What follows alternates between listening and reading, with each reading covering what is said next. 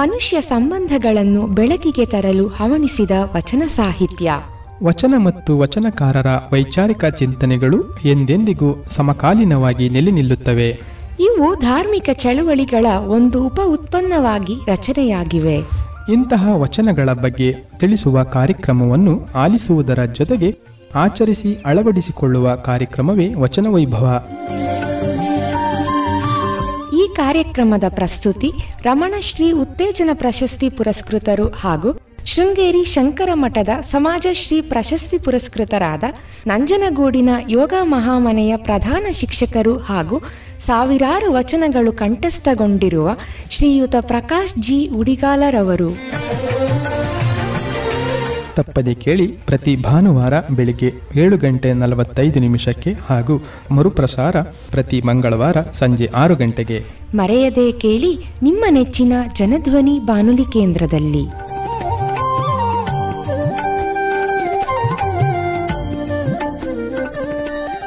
ಓಂ ಶ್ರೀ ಗುರುಬಸವಲಿಂಗಾಯ ನಮಃ. 12ನೇ ಶತಮಾನದ ಸಾಮಾಜಿಕ ಮತ್ತು ಧಾರ್ಮಿಕ ಚಳವಳಿಯ ನೇತಾರರು ಶಿವಶರಣರು. ಬಸವಣ್ಣನವರ ನೇತೃತ್ವದಲ್ಲಿ ಅಲ್ಲಮರ ಆನುಭಾವದಲ್ಲಿ ಚನ್ನಬಸವಣ್ಣನವರ ಜ್ಞಾನದಲ್ಲಿ ಮಿಂದು ಎದ್ದಂತಹವರು ಶಿವಶರಣರು. ಲಿಂಗದ ಮೂಲಕ ಜಾತಿ, ವರ್ಗ, ಲಿಂಗ, ಮೇಲು ಕೀಳು ಎನ್ನುವ ಭೇದವನ್ನು ಅಳಿದು ಸಮಾನತೆಯ ಸಮಾಜವನ್ನು ಕಂಡಂತಹವರು. ಉತ್ತಮ ಗುಣಗಳನ್ನು ಆಚರಿಸಿ ಅನುಸರಿಸುವ ಮೂಲಕ ಧರ್ಮದ ಬೆಳವಣಿಗೆಗೆ ಕಾರಣಕರ್ತರಾದಂತಹವರು. ಸಾಮಾಜಿಕ ಸಮಾನತೆ, ಆಧ್ಯಾತ್ಮಿಕ ಜಾಗೃತಿ, ಧರ್ಮದ ಉಳಿವಿಗಾಗಿ ಸದಾ ತಮ್ಮನ್ನು ತಾವು ತೊಡಗಿಸಿಕೊಂಡಂತಹವರು. ತಮ್ಮ ಅನುಭವದ ಮೂಸೆಯಿಂದ ಬಂದಂತಹ ನುಡಿಗಳನ್ನು ಸಾಹಿತ್ಯ ರೂಪಕ್ಕೆ ತಂದು ಅದನ್ನು ಮುಂದಿನ ಪೀಳಿಗೆಗೆ ಉಳಿಸಬೇಕೆಂದು ಅದರ ಸಂರಕ್ಷಣೆಗಾಗಿ ನಿರಂತರ ಶ್ರಮಿಸಿದಂಥವರು ಶರಣರು. ಮೂಢನಂಬಿಕೆಗಳನ್ನು ದೂರೀಕರಿಸಿದರು. ಅಂಧಾನುಕರಣಗಳ ಬಗ್ಗೆ ಜನಸಾಮಾನ್ಯರಲ್ಲಿ ಜಾಗೃತಿ ಮೂಡಿಸಿದರು. ಸಮಾಜದಲ್ಲಿ ಸಮಾನತೆಯನ್ನು ಕಂಡು ಅವರ ನೋವು, ನಲಿವು, ಕಷ್ಟ ನಷ್ಟಗಳಲ್ಲಿ ಭಾಗಿಯಾಗುವುದೇ ದೇವರ ಪೂಜೆ ಎಂದು ನಿಜ ಸತ್ಯವನ್ನು ಸಾರಿದರು. ದೇವರು ಗುಡಿ ಗುಂಡಾರದೊಳಗಿಲ್ಲ, ಎಲ್ಲರ ನಿರ್ಮಲ ಹೃದಯದೊಳಗಿದ್ದಾನೆ. ಹಾಗಾಗಿ ನಿಮ್ಮ ಹೃದಯಗಳನ್ನು ಶುದ್ಧ ಮಾಡಿಕೊಳ್ಳಿ ಎಂದು ಸಾರಿದಂತಹವರು. ವಚನಗಳ ಮೂಲಕ ಪ್ರೀತಿ, ಪ್ರೇಮ, ದಯೆ, ಕರುಣೆ, ಕನಿಕರ ಹೀಗೆ ಮಾನವೀಯ ಮೌಲ್ಯಗಳನ್ನು ಸಾರಿದಂತಹವರು. ಕಾಯಕ ಮತ್ತು ದಾಸೋಹ ಎನ್ನುವ ಅದ್ಭುತ ತತ್ವವನ್ನು ಜಗಕ್ಕೆ ನೀಡಿದವರು. ಭಕ್ತಿಯ ಮೂಲಕ ಭಗವಂತನ ಶಕ್ತಿಯನ್ನು ಕಾಣಬಹುದು ಎನ್ನುವುದನ್ನು ತೋರಿಸಿಕೊಟ್ಟಂತಹವರು. ದಯೆಯೇ ಧರ್ಮದ ಮೂಲ ಎನ್ನುವುದನ್ನು ಉಂಡವರು. ಸದುವಿನಯವೇ ಸದಾಶಿವನ ಒಲುಮೆ ಎನ್ನುವುದನ್ನು ತಿಳಿಸಿದಂತಹವರು. ಸತ್ಯವ ನುಡಿಯುವುದೇ ದೇವಲೋಕ, ಮಿಥ್ಯವ ನುಡಿಯುವುದೇ ಮರ್ತಲೋಕ. ಆಚಾರವೇ ಸ್ವರ್ಗ, ಅನಾಚಾರವೇ ನರಕ ಎನ್ನುವಂತಹ ದೈವ ನುಡಿಗಳನ್ನು ನುಡಿದಂತಹವರು ಶರಣರು. ಹೀಗೆ ಶರಣರ ಬಗ್ಗೆ ಹೇಳುತ್ತಾ ಹೋಗಬಹುದು. ಇಂತಹ ಶರಣರ ವಿಚಾರಗಳನ್ನು ಜನಧ್ವನಿಯ ಮೂಲಕ ಹಂಚಿಕೊಳ್ಳುವ ಸಂದರ್ಭ ಭಗವಂತನ ಕೃಪೆಯಿಂದ ನನ್ನದಾದದ್ದು ನನ್ನ ಭಾಗ್ಯವೇ ಸರಿ. ಇಂದಿನದು 83ನೇ ನುಡಿ ಸಂಚಿಕೆ. ಇಂದಿನ ನುಡಿ ಸಂಚಿಕೆಯಲ್ಲಿ ಶರಣ ದಸರಯ್ಯನವರ ಬರೆದಂತಹ ವಚನಗಳ ವಿಚಾರಗಳನ್ನು ಅರಿಯಲು ಪ್ರಯತ್ನ ಮಾಡೋಣ. ಶರಣ ದಸರಯ್ಯನವರು ಭಕ್ತಿ ಭಂಡಾರಿ ಬಸವಣ್ಣನವರ ಸಮಕಾಲೀನರಾಗಿದ್ದು, ಇವರು ರಾಮಗೊಂಡೆ ಗ್ರಾಮದವರಾಗಿದ್ದಾರೆ. ವೀರಮ್ಮ ಇವರ ಪತ್ನಿ ಎನ್ನುವುದು ಸಾಹಿತ್ಯದ ಮೂಲಕ ತಿಳಿದು ಬರುತ್ತದೆ. ವೀರಶೈವ ಪುರಾಣಗಳಲ್ಲಿ ಇವರ ಬಗೆಗಿನ ಕೆಲವು ವಿಚಾರಗಳು ದೊರೆಯುತ್ತದೆ. ಶರಣ ದಸರಯ್ಯನವರು ನಿತ್ಯವೂ ಹೂತೋಟಕ್ಕೆ ಹೋಗಿ ಹೂಗಿಡಗಳಿಂದ ಹೂಗಳನ್ನು ಕಿತ್ತು ತಂದು ಶರಣರ ಪೂಜೆಗೆ ಅಣಿ ಮಾಡುವ ಕಾಯಕ ಮಾಡುತ್ತಿದ್ದರೆಂದು ತಿಳಿದು ಬರುತ್ತದೆ. ಒಮ್ಮೆ ಹೂ ಕೀಳುವಾಗ ಅಯ್ಯೋ ನಾನು ನೊಂದೆ ಎಂಬ ಧ್ವನಿ ಕೇಳಿ ಬಂದಿತ್ತಂತೆ. ಹೂ ಕೀಳುವಾಗ ಗಿಡಕ್ಕೆ ನೋವಾಗಿತ್ತೆಂದು ತಿಳಿದು ಶರಣದಸನೆಯರು ಅಂದಿನಿಂದ ಗಿಡಗಳಿಂದ ಹೂಗಳನ್ನು ಕೀಳದೆ ಕೇವಲ ಉದುರಿ ಬಿದ್ದಂತಹ ಹೂಗಳನ್ನು ಮಾತ್ರ ಆಯ್ದುಕೊಂಡು ಬಂದು ಶಿವಪೂಜೆ ಮಾಡುತ್ತಿದ್ದರಂತೆ. ನಡೆಯುವಾಗ ನೆಲದಲ್ಲಿನ ಕ್ರಿಮಿಕೀಟಗಳಿಗೆ ನೋವಾಗಬಾರದೆಂದು ಎಚ್ಚರಿಕೆಯಿಂದ ನಡೆಯುತ್ತಿದ್ದರಂತೆ.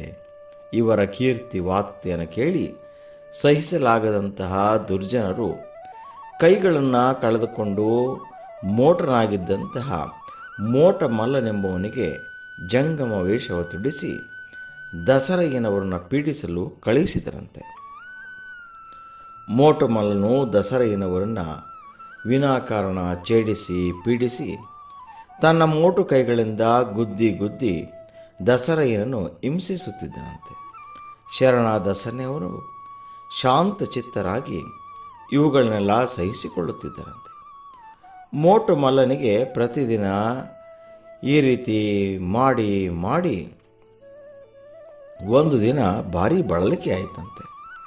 ಆಗ ದಸರಯ್ಯನವರು ಅವನನ್ನು ತಬ್ಬಿಕೊಂಡು ಅವನ ಮೈ ಸವರುತ್ತಾ, ಶಿವ ಏನು ಕಾರಣ ಇಷ್ಟು ಬಳಲಿದ್ದೀರಿ?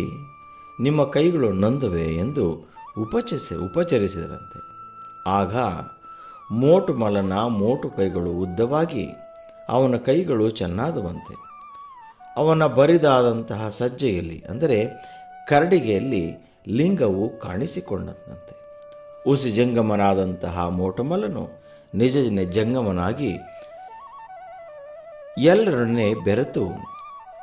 ಎಲ್ಲರೊಡನೆದ್ದು ದಸರಯ್ಯನವರನ್ನ ಕೊಂಡಾಡಿದನಂತೆ. ಈ ವಿಷಯವು ವೀರಶೈವ ಪುರಾಣಗಳಲ್ಲಿ ಕಾಣಬಹುದಾಗಿದೆ. ಹೀಗೆ ಶರಣರಾದಂತಹ ದಸರಯ್ಯನವರು ಮಾನವೀಯತೆಗೆ ಅತ್ಯಂತ ಒತ್ತು ನೀಡಿದ್ದರು ಎನ್ನುವುದನ್ನು ಈ ಪ್ರಸಂಗದ ಮೂಲಕ ತಿಳಿದು ಬರುತ್ತದೆ. ಸಮಗ್ರ ವಚನ ಸಂಪುಟ 7ರಲ್ಲಿ ಡಾಕ್ಟರ್ ಎಸ್ ವಿದ್ಯಾಶಂಕರರು ಶರಣ ದಸರಯ್ಯನವರ 10 ವಚನಗಳನ್ನಷ್ಟೇ ಸಂಪಾದಿಸಲು ಸಾಧ್ಯವಾಗಿದೆ. ಇನ್ನಷ್ಟು ವಚನಗಳು ದೊರೆತಿದ್ದಲ್ಲಿ ಅವರ ಅಗಾಧತೆಯನ್ನು ಅರಿಯಬಹುದಿತ್ತು ಎನಿಸುತ್ತದೆ. ಇಷ್ಟಾದರೂ ದೊರೆತಿರುವುದು ನಮ್ಮ ಪುಣ್ಯವೇ, ವಿಶೇಷವೇ ಸರಿ ಎನಿಸಬಹುದು. ಇವರ ವಚನಗಳಲ್ಲಿ ವಿಶೇಷವಾಗಿ ದೇವರ ಬಗ್ಗೆ, ದೇವರ ಅಸ್ತಿತ್ವದ ಬಗ್ಗೆ ಹಾಗೂ ಜೀವ ದಯಾಪರ ವಿಷಯಗಳನ್ನು ಹೆಚ್ಚು ತಿಳಿಸೋದನ್ನು ನಾವು ಕಾಣಬಹುದಾಗಿದೆ. ಇವರು ಕೆಲವು ವಚನಗಳ ವಿಚಾರವನ್ನು ಅರಿಯಲು ಪ್ರಯತ್ನ ಮಾಡೋಣ. ಶರಣರಾದಂತಹ ದಸರಯ್ಯನವರು ಹೂವಿನ ಬಗ್ಗೆ ಹಾಗೂ ದೇವರ ಬಗ್ಗೆ ತಮ್ಮದೇ ಆದಂತಹ ವಿಚಾರ ಲಹರಿಯನ್ನು ವಚನದ ಮೂಲಕ ಅರಿಸಿರುವುದನ್ನು ಕಾಣಬಹುದಾಗಿದೆ. ಅವರು ಹೇಳುತ್ತಾರೆ, ಉದುರಿ ಬೀಳುವನ್ನಕ್ಕ ನಿನ್ನ ಹಂಗು ಉದುರಿ ಬಿದ್ದ ಮೇಲೆ ಎನ್ನೊಡವೆ ಎನ್ನುತ್ತಾರೆ. ನಾ ಪೂಜಿಸದನ್ನಕ್ಕ ನೀ ದೇವ, ಎನ್ನ ಪೂಜೆಗೊಳಗಾದಲ್ಲಿ ನೀ ಭಕ್ತ ನಾ ನಿತ್ಯ. ಇಂತಿ ಸರ್ವರ ದಯಾವಸ್ತು ಬೀಜಬಲ, ಸರ್ವ ಮಲತ್ರಯ ದೂರ ಸರ್ವಾಂಗ ಸಂತೋಷ ನಿರ್ಗರ್ವಿ. ದಸರೇಶ್ವರ ಲಿಂಗವು ತತ್ಯ ಮಿಥ್ಯದವನಲ್ಲ ನೋಡ, ತತ್ಯ ಮಿಥ್ಯದವನಲ್ಲ ನೋಡ. ದಸರಯ್ಯನವರು ಹೇಳುತ್ತಾರೆ, ಹೂವಿನ ಗಿಡದಲ್ಲಿ ಇರುವವರೆಗೆ ದೇವ ಅದು ನಿನ್ನದೆನ್ನುವ ಭಾವ ನನ್ನದು ಎನ್ನುತ್ತಾರೆ.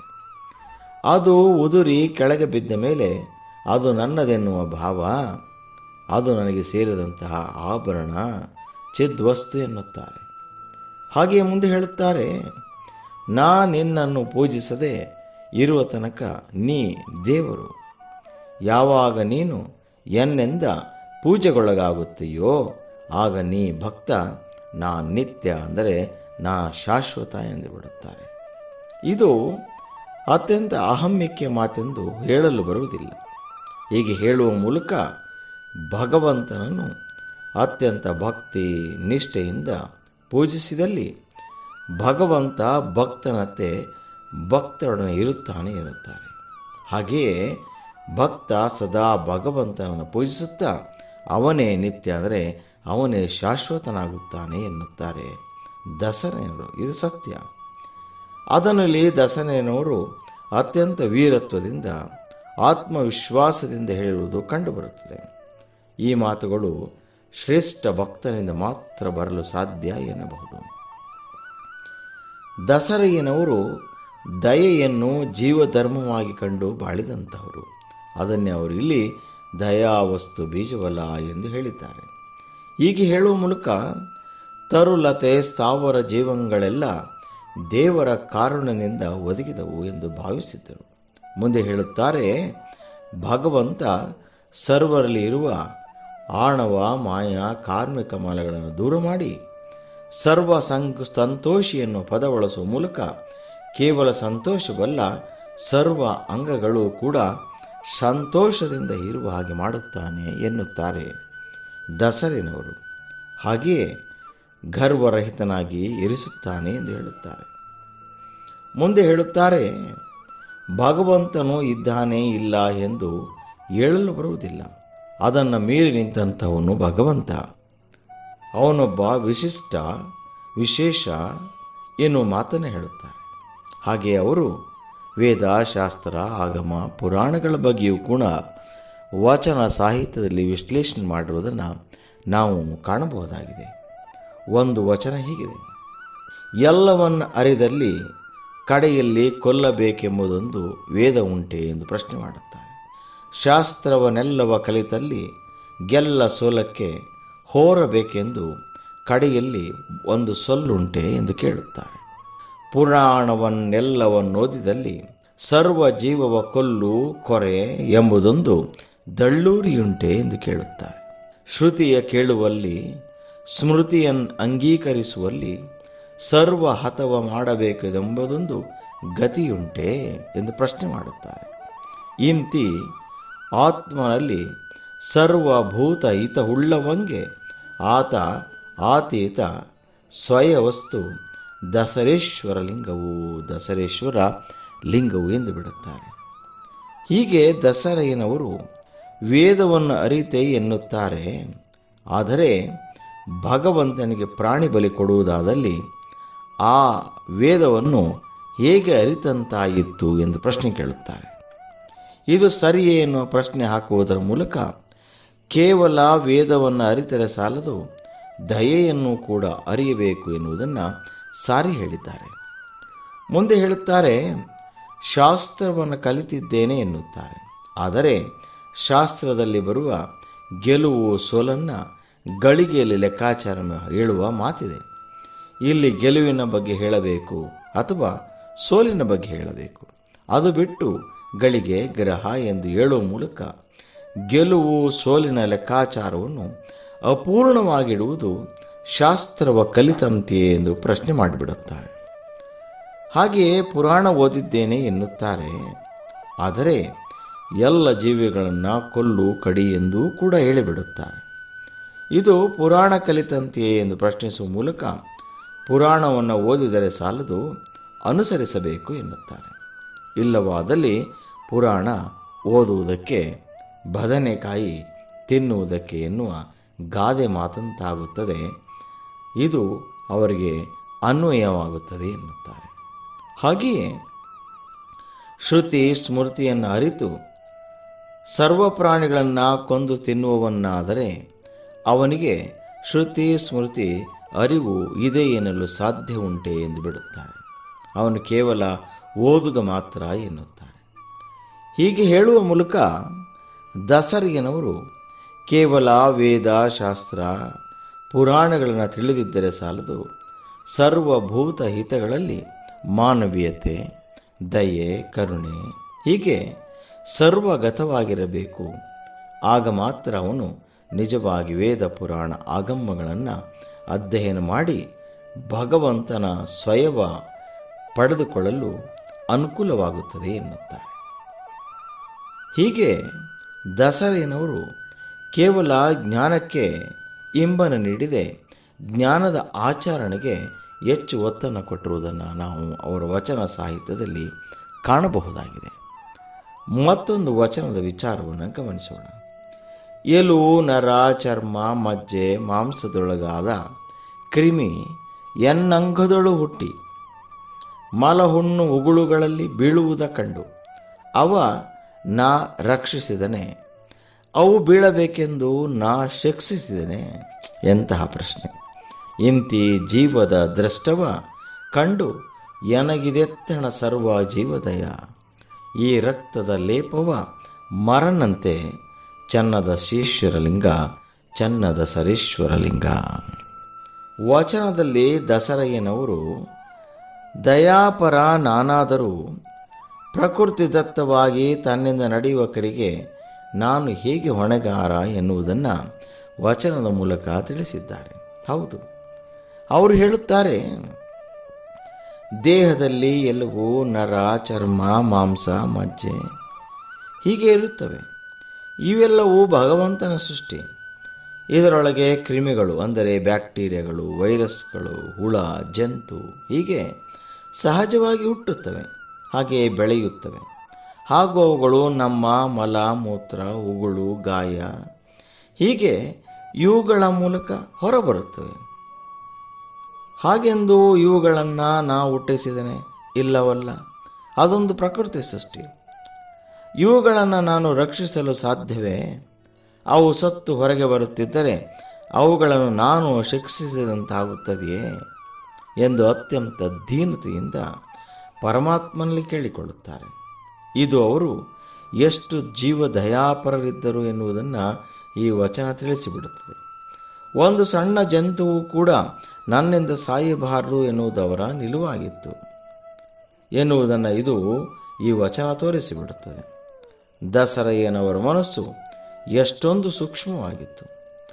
ಇಂತಹ ಸೂಕ್ಷ್ಮ ಮನಸ್ಥಿತಿಯಲ್ಲಿ ಬದುಕುವುದು ಬಹಳ ಕಷ್ಟ. ಏಕೆಂದರೆ ತಿಳಿಯದೆ ಒಂದು ಇರುವೆಯನ್ನು ಸಾಯಿಸಿಬಿಟ್ಟರೆ ಅದರಿಂದ ಮನಸ್ಸಿಗೆ ಬಹಳ ನೋವಾಗುತ್ತದೆ, ಬೇಸರವಾಗುತ್ತದೆ. ಅದನ್ನು ತಡೆದುಕೊಳ್ಳುವುದು ಸೂಕ್ಷ್ಮ ಮನಸ್ಥಿತಿಯವರಿಗೆ ಬಹಳ ಕಷ್ಟವಾಗುತ್ತದೆ. ದಿನನಿತ್ಯ ಎಷ್ಟೊಂದು ಪ್ರಾಣಿಗಳನ್ನು ಆಹಾರಕ್ಕಾಗಿ ಕೊಲ್ಲಲಾಗುತ್ತದೆ. ಅವುಗಳನ್ನು ನೋಡಿ ದಸರಯ್ಯನವರ ಮನ ಎಷ್ಟು ನೊಂದಿರಬಹುದು. ಹಾಗಾಗಿ ಅನೇಕ ಶರಣರು, ಸಾಧು ಸಂತರು ಹೆಚ್ಚು ದಿನ ಬದುಕಿರುವುದಿಲ್ಲ. ಏಕೆಂದರೆ ಇವುಗಳನ್ನು ಅವರ ಮನೋಭಾವ ಚಿತ್ತದಿಂದ ನೋಡಲು ಸಾಧ್ಯವಾಗುವುದಿಲ್ಲ. ವಚನದ ಕೊನೆಗೆ ದಸರಯ್ಯನವರು ಹೇಳುವ ಮಾತು ಇಂತಹವುಗಳನ್ನು ಕಂಡು ನೋಡಿ ತಿಳಿದು ಏನು ಮಾಡಲಾಗದೆ ಸುಮ್ಮನಿರುವಂತಾಗಿದೆ. ನಾನು ಜೀವದಯಾಪರ ಎಂದು ಹೇಗೆ ಹೇಳಿಕೊಳ್ಳಲಿ ಎಂದು ತಮ್ಮನ್ನು ತಾವೇ ಪ್ರಶ್ನೆ ಮಾಡಿಕೊಳ್ಳುತ್ತಾರೆ. ಹಾಗೆ ಅವರು ಹೇಳುತ್ತಾರೆ, ನಾನೊಂದು ಮರನಿದ್ದಂತೆ. ಹೇಗೆ ಮರ ಜೀವಿಯಂತೆ ಬೆಳೆಯುತ್ತದೆ, ಹೂವು, ಹಣ್ಣು, ಕಾಯಿಗಳನ್ನು ಬಿಡುತ್ತದೆ. ಆದರೆ ತನ್ನನ್ನು ತಾನದು ರಕ್ಷಿಸಿಕೊಳ್ಳಲು ಸಾಧ್ಯವಿಲ್ಲ. ಕೊಂಬೆ ರೆಂಬೆಗಳನ್ನು ಮುರಿಯುತ್ತಾರೆ, ಹೂವು, ಹಣ್ಣು, ಕಾಯಿಗಳನ್ನು ಕೀಳುತ್ತಾರೆ. ಮರಕ್ಕೆ ನೋವಾದರೂ ಕೂಡ ಅದು ಏನು ಮಾಡಲಾಗದಂತಹ ಪರಿಸ್ಥಿತಿಯಲ್ಲಿ ಅದಿರುತ್ತದೆ. ಇಂತಹ ಸ್ಥಿತಿ ನನ್ನದಾಗಿದೆಯಲ್ಲ ಎನ್ನುವ ವಿಚಾರವನ್ನು ದಸರಯ್ಯನವರು ಅತ್ಯಂತ ದುಃಖದಿಂದ ತಿಳಿಸಿದ್ದಾರೆ. ನಿಜವಾಗಲೂ ಶರಣ ದಸರಯ್ಯನವರ ಮನೋಸ್ಥಿತಿ, ಮನೋಬಲ ಅದು ಹೇಗಿತ್ತು, ಆ ಸ್ಥಿತಿಯಲ್ಲಿ ಅವರು ಅದೇಗೆ ಬದುಕಿದ್ದರು ಎನ್ನುವುದು ಆಶ್ಚರ್ಯಕರವಾಗುತ್ತದೆ. ಜೈನ ಧರ್ಮದಲ್ಲಿ ಇಂತಹ ಸ್ಥಿತಿಯಡಿಗೆ ಹೋಗುವುದೇ ಸಾಧನೆಯ ಮಾರ್ಗವಾಗಿದೆ. ನಾವು ದಸರಯ್ಯನವರ ಮತ್ತೊಂದು ವಚನದ ವಿಚಾರದ ಕಡೆಗೆ ಹೋಗೋಣ. ಇದರಲ್ಲಿ ಅವರು ದೇಹದ ಬಗ್ಗೆ ಹೇಳಿದ್ದಾರೆ. ವಚನ ಹೀಗಿದೆ: ಪೃಥ್ವಿಯ ಆಂಶಿಕ ಅಂಗವಾಗಿ, ಅಪ್ಪುವಿನ ಆಂಶಿಕ ಶುಕ್ಲ ಶೋಣಿತವಾಗಿ, ತೇಜದ ಆಂಶಿಕ ಹಸಿವಾಗಿ, ವಾಯುವಿನ ಆಂಶಿಕ ಜೀವಾತ್ಮನಾಗಿ, ಆಕಾಶದ ಆಂಶಿಕ ಬ್ರಹ್ಮರಂಧ್ರವಾಗಿ, ಇಂತಿ 5 ಗುಣವುಳ್ಳನ್ನಕ್ಕ ಗೆಲ್ಲ ಸೊಲ್ಲ ಬಿಡದು. ಇವನಿಗಲ್ಲಿಗಲ್ಲಿಯೇ ಇಂಬಿಟ್ಟು ಇಂತಿ ಲಲ್ಲೆಯ ಬಿಡಿಸಯ್ಯ, ಎನ್ನಲ್ಲಿ ನಮಗೆ ಕುಲ್ಲತನ ಬೇಡ. ಅದು ಎನ್ನ ಸೋಂಕಲ್ಲ, ಅದು ನಿನ್ನ ಸೋಂಕು. ದಸರೇಶ್ವರಲಿಂಗ ದಸರೇಶ್ವರಲಿಂಗ. ಇಲ್ಲಿ ದಸರಯ್ಯನವರು ದೇಹ ಹೇಗೆ ಪಂಚಭೂತಕಗಳ ಭೌತಿಕ ಅಂಶವನ್ನು ಒಳಗೊಂಡಿದೆ ಎನ್ನುವ ವಿಷಯವನ್ನು ವಿಶದವಾಗಿ ತಿಳಿಸಿದ್ದಾರೆ. ಅವರು ಹೇಳುತ್ತಾರೆ, ಪೃಥ್ವಿಯ ಅಂಶ ಈ ದೇಹದಲ್ಲಿನ ಅಂಗಾಂಗಗಳಾಗಿದೆ ಎನ್ನುತ್ತಾರೆ. ನೀರಿನ ಅಂಶ ಶುಕ್ಲ ಶೋಣಿತ ಅಂದರೆ ಅಂಡಾಣು, ವೀರ್ಯಾಣು, ರಕ್ತ ಇವುಗಳಾಗಿವೆ ಎನ್ನುತ್ತಾರೆ. ಅಗ್ನಿಯ ಅಂಶ ಜಠರಾಗ್ನಿಯಾಗಿ ಅದರಿಂದ ದೇಹದ ಪಚನಕ್ರಿಯೆ ನಡೆದು ಹಸಿವನ್ನು ತೋರಿಸುವುದೇ ಆಗಿದೆ ಎನ್ನುತ್ತಾರೆ. ಇನ್ನು ವಾಯುವಿನ ಅಂಶ ಜೀವಾತ್ಮನಾಗಿದ್ದಾನೆ, ಅದುವೇ ಪ್ರಾಣದ ಮೂಲ ಎನ್ನುತ್ತಾರೆ. ಅಂತೆಯೇ ಆಕಾಶದ ಅಂಶ ನೆತ್ತಿಯ ಭಾಗದಲ್ಲಿರುವಂತಹ ಬ್ರಹ್ಮರಂಧ್ರವಾಗಿದೆ ಎನ್ನುತ್ತಾರೆ. ಅದಕ್ಕೆ ವಿಜ್ಞಾನ ಪಿಟ್ಯುಟರಿ ಗ್ಲ್ಯಾಂಡ್ ಎನ್ನುತ್ತದೆ. ಹೀಗೆ ಪಂಚಭೂತ ಸ್ಥಾನಗಳನ್ನು, ಅವುಗಳ ಇರುವಿಕೆಯನ್ನು ತುಂಬ ಚೆನ್ನಾಗಿ ತಿಳಿಸಿದ್ದಾರೆ. ಹೀಗೆ ಪಂಚಭೂತಗಳು ಶರೀರದಲ್ಲಿದ್ದು ಇವು ಒಂದಕ್ಕೊಂದು ತಮ್ಮದೇ ಆದಂತಹ ಗುಣಧರ್ಮಗಳನ್ನು ಒಳಗೊಂಡಿದೆ. ದಸರೆಯನವರು ಭಗವಂತನಲ್ಲಿ ಕೋರಿಕೊಳ್ಳುತ್ತಾರೆ, ಈ ಪಂಚಭೂತಗಳು ತಮ್ಮ ತನವನ್ನು ಬಿಡದೆ, ಏನನ್ನು ಸೋಲಲಿಕ್ಕೂ ಬಿಡದೆ, ಗೆಲ್ಲಲಿಕ್ಕೂ ಬಿಡದೆ ನನ್ನನ್ನು ತೊಳಲಾಟಕ್ಕೆ ಸಿಲುಕಿಸುತ್ತೇವೆ ಎನ್ನುತ್ತಾರೆ. ಇವುಗಳು ನನಗೆ ಸಂಬಂಧಿಸಿದ್ದಲ್ಲ, ಇದು ನಿನ್ನಿಂದ ಬಂದಂತಹ ಸೋಂಕು, ಅದನ್ನು ನೀನೇ ಮಾಡಿರುವುದು. ಹಾಗಾಗಿ ಇವುಗಳಿಂದ ಎನ್ನನ್ನು ಬಿಡಿಸು ಬಿಡಿಸು ಎಂದು ಕೇಳಿಕೊಳ್ಳುತ್ತಾರೆ. ಹೀಗೆ ದಸರೆಯನವರು ದೇಹದ ಪ್ರಕೃತಿ ನಿಯಮಗಳನ್ನು ಗೆಲ್ಲುವುದು ಬಹಳ ಕಷ್ಟ. ಆದರೂ ಭಗವಂತನ ಮೂಲಕ ಅವುಗಳನ್ನು ಗೆಲ್ಲಲು ಪ್ರಯತ್ನ ಮಾಡಬೇಕು ಎನ್ನುತ್ತಾರೆ. ಮತ್ತೊಂದು ವಚನದ ವಿಚಾರದೆಡೆಗೆ ಸಾಗೋಣ. ವಚನ ಹೀಗಿದೆ: ಸರ್ವವನ್ನು ಅರಿದಲ್ಲಿ ಸರ್ವಜ್ಞನಾದಲ್ಲಿ ಇದರಲ್ಲಿ ತಾನೆಲ್ಲಿ, ಅದು ತನ್ನ ಭಿನ್ನ ಭಾವ ಅನ್ಯರಲ್ಲಿ ಎಮ್ಮುವ ತೋರಿ, ಆ ಗುಣ ತನ್ನನ್ನೇ ಅನ್ಯವೆನಿಸುವುದು. ತನ್ನ ಶಾಂತಿ ಅನ್ಯರಲ್ಲಿ ತೋರಿ, ಅಲ್ಲಿ ಭಿನ್ನ ಭಾವವಿಲ್ಲದಿರೆ ಅವರನ್ಯರಲ್ಲ ಎಂಬುದು ತನ್ನ ಗುಣ. ಅನ್ಯವಿಲ್ಲವೆಂಬುದನ್ನರಿತು ತನ್ನೊಪ್ಪದ ದರ್ಪಣದಲ್ಲಿ ತೋರುವಂತೆ ಇದಕ್ಕೆ ಕರ್ಕಶವಿಲ್ಲ. ದಸರೇಶ್ವರ ಲಿಂಗವನ್ನು ಅರಿಯಿಸುವುದಕ್ಕೆ, ದಸರೇಶ್ವರ ಲಿಂಗವನ್ನು ಅರಿಯುವುದಕ್ಕೆ. ಇಲ್ಲಿ ದಸರೆಯನವರು ಸರ್ವವನ್ನು ಅರಿತು ಸರ್ವಜ್ಞನಾದಲ್ಲಿ ನಾನು ಮತ್ತು ನೀನು ಎನ್ನುವುದರಲ್ಲಿ ಭೇದ ಉಂಟೆ ಎಂದು ಭಗವಂತನನ್ನು ಕೇಳಿಕೊಳ್ಳುತ್ತಾರೆ. ಆದರೂ ನನ್ನ ಮತ್ತು ನಿನ್ನಲ್ಲಿ ಭಿನ್ನ ಭಾವ ಇರುತ್ತದೆ ಎಂದು ನನಗನಿಸುತ್ತದೆ ಎನ್ನುತ್ತಾರೆ. ಹಾಗನಿಸಬಾರದು ಎನ್ನುವುದು ಎಲ್ಲರ ಚಿಂತೆ. ಹಾಗನಿಸುತ್ತದೆಯಲ್ಲ ಎನ್ನುವುದು ದಸರೆನವರ ವಿಚಾರ. ಭಗವಂತನ ಗುಣ ಎನ್ನೊಳಗಿಲ್ಲ, ನಾನು ಬೇರೆ ಭಗವಂತ ಬೇರೆ ಎಂದು ಭಾವಿಸುತ್ತೇವೆ. ಹಾಗಾಗಬಾರದು ಎನ್ನುವುದು ದಸರೆಯನವರ ಚಿಂತನೆ. ನಮ್ಮೊಳಗಿನ ಶಾಂತಿಯನ್ನು ಇನ್ನೊಬ್ಬರಿಗೆಲ್ಲಯೂ ಕಾಣುವುದು ಎಮ್ಮ ಗುಣವಾಗಬೇಕು. ಆಗ ಅವರು ಬೇರೆ ನಾನು ಬೇರೆ ಎನ್ನುವ ಭಿನ್ನ ಭಾವ ನಮ್ಮಲ್ಲಿ ಮೂಡಿಬಾರದು, ಮೂಡಲಾಗದು, ಅದು ಅಳಿಯುತ್ತದೆ ಎನ್ನುತ್ತಾರೆ. ಹೇಗೆ ಕನ್ನಡಿಯು ಇರುವುದನ್ನು ಇರುವ ಹಾಗೆಯೇ ತೋರಿಸುತ್ತದೆ, ಅದು ಬೇರೆ ರೀತಿ ತೋರಿಸುವುದಿಲ್ಲ. ಅದು ನನ್ನನ್ನು ಇರುವ ಹಾಗೆಯೇ ತೋರಿಸುತ್ತಲ್ಲ ಎಂದು ಅದರೊಡನೆ ನಾವು ಜಗಳಕ್ಕೆ ನಿಲ್ಲುತ್ತೇವೆಯೋ, ಅಥವಾ ಅದು ನಮ್ಮೊಡನೆ ಜಗಳಕ್ಕೆ ನಿಲ್ಲುತ್ತದೆಯೋ? ಇಲ್ಲ, ನಾವು ದರ್ಪದೊಡನೆ ನಿಜತ್ವದಿಂದ ಇರುತ್ತೇವೆ. ಕನ್ನಡಿಯೊಳಗಿರುವುದು ನಾನೇ ಎಂದು ಭಾವಿಸಿ ಕನ್ನಡಿಯನ್ನು ನಿರ್ದೋಷಿಯಾಗಿ ಕಾಣುತ್ತೇವೆ. ಅಂತೆಯೇ ಪ್ರಕೃತಿಯೊಡನೆ ನಿಜತ್ವವನ್ನು ಅರಿತು ಭಗವಂತನಲ್ಲಿ ನಾವು ಲೀನಗೊಳ್ಳಬೇಕು, ಭಗವಂತನನ್ನು ನಿಜದಲ್ಲಿ ಕಾಣಬೇಕು ಎನ್ನುತ್ತಾರೆ. ಮತ್ತೊಂದು ವಚನವನ್ನು ಗಮನಿಸೋಣ. ವಚನ ಹೀಗಿದೆ: ನುಡಿಯಲ್ಲಿ ಕಿಂಕಲವನ್ನರಿದು, ಕರವ ಬೀಸುವಲ್ಲಿ ತುಷಾರ ಕೀಟವನ್ನರಿದು, ಅಡಿ ಅಡಿ ಇಡುವಲ್ಲಿ ಪೊಡವಿಯಲ್ಲಿ ಹೊರಹೊಮ್ಮಿದ ಜೀವನ ಚೇತನಾದಿಗಳನ್ನರಿದು, ಮತ್ತೆ ನೀಡುವಲ್ಲಿ ಹಿಡಿಯುವಲ್ಲಿ ಮತ್ತೊಂದು ಒಡಗೂಡುವಲ್ಲಿ ಒಡಗೂಡಿ ಬಿಡುವಲ್ಲಿ ಸರ್ವದಯಕ್ಕೆ ಪಡಿಪುಚ್ಚವಿಲ್ಲದಿರಬೇಕು. ಇಂತಿ ಸಡಗರದ ಚಿತ್ತ ದಸರೇಶ್ವರ ಲಿಂಗವನ್ನು ಒಡಗೂಡಬೇಕು. ದಸರೇಶ್ವರ ಲಿಂಗವನ್ನು ಒಡಗೂಡುವ ಪರಿಯನ್ನು ಅರಿಯಬೇಕು ಎನ್ನುತ್ತಾರೆ. ಶರಣ ದಸರೆನವರು ಹೇಳುತ್ತಾರೆ, ಮಾತನಾಡುವಲ್ಲಿ ವಿನಯತ್ವ, ವಿಧೇಯತೆ, ಸದುವಿನಯ ಇರಬೇಕು ಎನ್ನುತ್ತಾರೆ. ಹಾಗೆಯೇ ಕೈಗಳನ್ನು ಬೇಸಿ ನಡೆಯುವಾಗ ತುಷಾರ ಕೀಟಗಳು ಅಂದರೆ ಸಣ್ಣ ಸಣ್ಣಗೆ ಕಾಣದಂತಹ ಮಂಜಿನಲ್ಲಿ ಹಾರುವ ಕೀಟಗಳನ್ನು ಗಮನಿಸಬೇಕು. ಅವುಗಳು ಇದ್ದಾವೆ ಎಂದು ಭಾವಿಸಿ ನಾವು ಬೀಸುವ ಕೈಗಳ ರಭಸಕ್ಕೆ ಸಾಯಬಹುದು ಎಂದು ಅರಿತು ಸರಿಯಾಗಿ ನಡೆಯಬೇಕು ಎನ್ನುತ್ತಾರೆ. ಎಂತಹ ಮಾತು! ಒಂದೊಂದು ಹೆಜ್ಜೆಯನ್ನು ಇಡುವಾಗ ಕ್ರಿಮಿಕೀಟಗಳ, ಜೀವಜಂತುಗಳ ಜೀವಕ್ಕೆ ನಷ್ಟವಾಗಬಹುದು ಎಂದು ಅರಿತು ಅರಿವುಳ್ಳವರಾಗಿ ನಡೆಯಬೇಕು, ಇಡಬೇಕು, ಕೊಡಬೇಕು. ಇಲ್ಲವಾದಲ್ಲಿ ನಮ್ಮ ಹೆಜ್ಜೆಯಿಂದ ಜೀವಜಂತುಗಳು ತಮ್ಮ ಸಾವನ್ನು ಕಾಣಬಹುದು.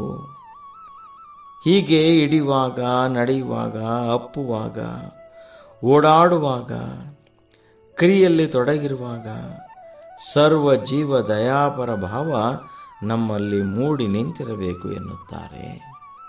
ಆಗ ಮಾತ್ರ ಭಗವಂತರೊಡನೆ ಸೇರಬಹುದು ಎನ್ನುವುದು ದಸರೆಯವರ ಅಭಿಪ್ರಾಯವಾಗಿದೆ.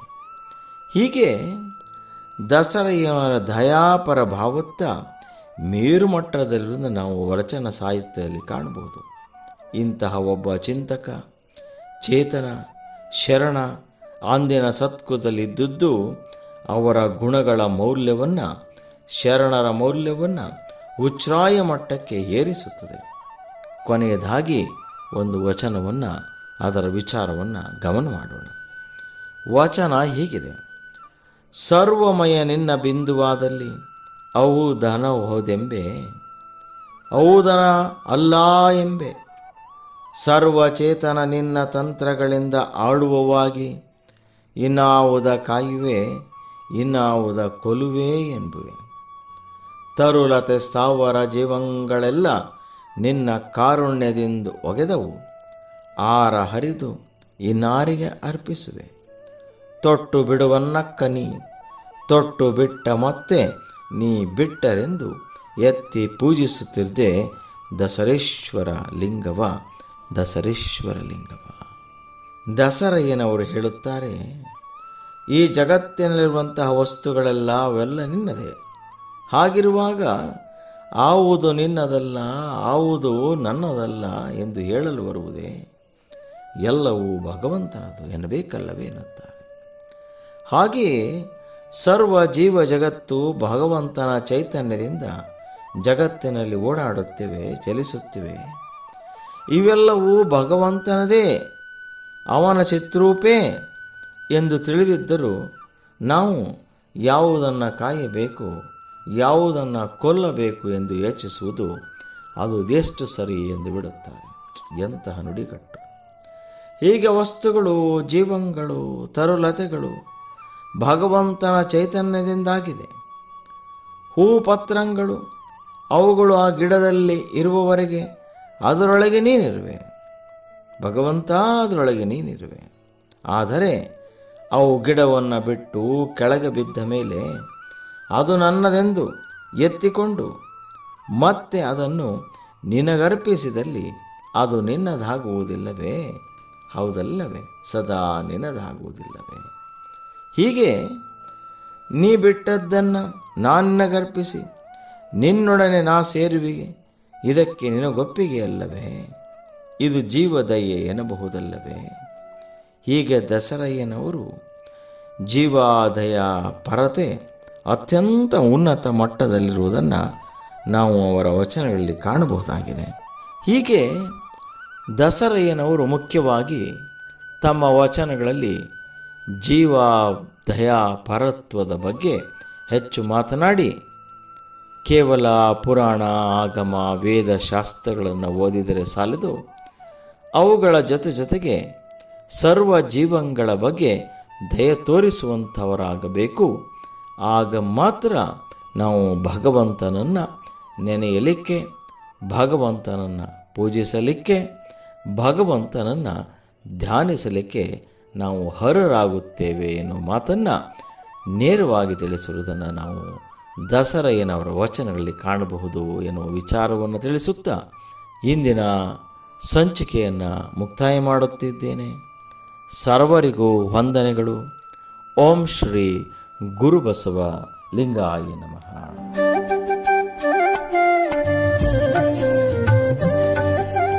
ಮನುಷ್ಯ ಸಂಬಂಧಗಳನ್ನು ಬೆಳಕಿಗೆ ತರಲು ಹವಣಿಸಿದ ವಚನ ಸಾಹಿತ್ಯ. ವಚನ ಮತ್ತು ವಚನಕಾರರ ವೈಚಾರಿಕ ಚಿಂತನೆಗಳು ಎಂದೆಂದಿಗೂ ಸಮಕಾಲೀನವಾಗಿ ನೆಲೆ ನಿಲ್ಲುತ್ತವೆ. ಇವು ಧಾರ್ಮಿಕ ಚಳುವಳಿಗಳ ಒಂದು ಉಪ ಉತ್ಪನ್ನವಾಗಿ ರಚನೆಯಾಗಿವೆ. ಇಂತಹ ವಚನಗಳ ಬಗ್ಗೆ ತಿಳಿಸುವ ಕಾರ್ಯಕ್ರಮವನ್ನು ಆಲಿಸುವುದರ ಜೊತೆಗೆ ಆಚರಿಸಿ ಅಳವಡಿಸಿಕೊಳ್ಳುವ ಕಾರ್ಯಕ್ರಮವೇ ವಚನ ವೈಭವ. ಈ ಕಾರ್ಯಕ್ರಮದ ಪ್ರಸ್ತುತಿ ರಮಣಶ್ರೀ ಉತ್ತೇಜನ ಪ್ರಶಸ್ತಿ ಪುರಸ್ಕೃತರು ಹಾಗೂ ಶೃಂಗೇರಿ ಶಂಕರ ಮಠದ ಸಮಾಜಶ್ರೀ ಪ್ರಶಸ್ತಿ ಪುರಸ್ಕೃತರಾದ ನಂಜನಗೂಡಿನ ಯೋಗ ಮಹಾಮನೆಯ ಪ್ರಧಾನ ಶಿಕ್ಷಕರು ಹಾಗೂ ಸಾವಿರಾರು ವಚನಗಳು ಕಂಠಸ್ಥಗೊಂಡಿರುವ ಶ್ರೀಯುತ ಪ್ರಕಾಶ್ ಜಿ ಉಡಿಗಾಲರವರು.